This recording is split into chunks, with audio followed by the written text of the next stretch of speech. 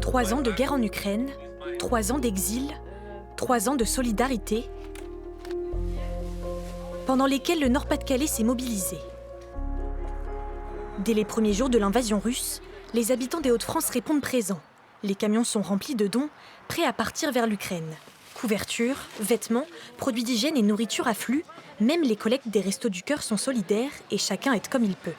J'ai donné aussi pour l'Ukraine parce que malheureusement, tous ces malheureux, quand on peut faire un geste, il faut le faire. Du matériel est aussi récolté pour aider les hôpitaux grâce à la générosité du monde médical. Il y a tout ce qui est de sets de perfusion, des pansements techniques, on a des sets de suture, on a vraiment de tout pour tout ce qui est blessures de guerre. Premières arrivées en France, première proposition d'hébergement. Les nordistes sont solidaires. À Arras, Alexandra et Bertrand ouvrent leur foyer à Olga et ses proches. Ils essaient de suivre une vie quotidienne comme ils avaient avant. Puis avec Olga, on cuisine beaucoup. Beaucoup colotte. Yes, yes. Sans Alexandra et Bertrand, on ne saurait pas où aller avec nos documents, quoi faire, où vivre. Notre vie dépend maintenant de cette famille.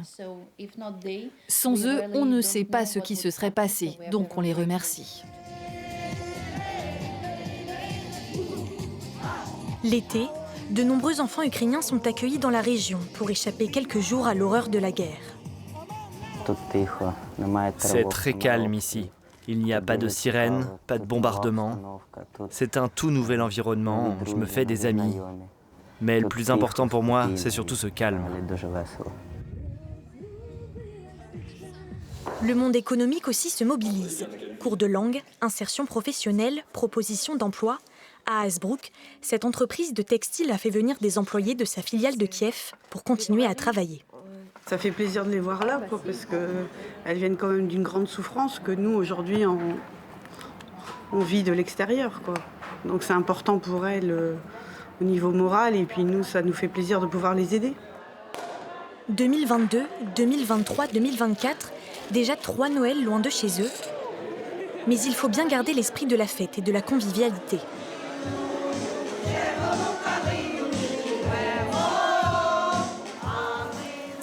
Aujourd'hui encore, les collectes continuent.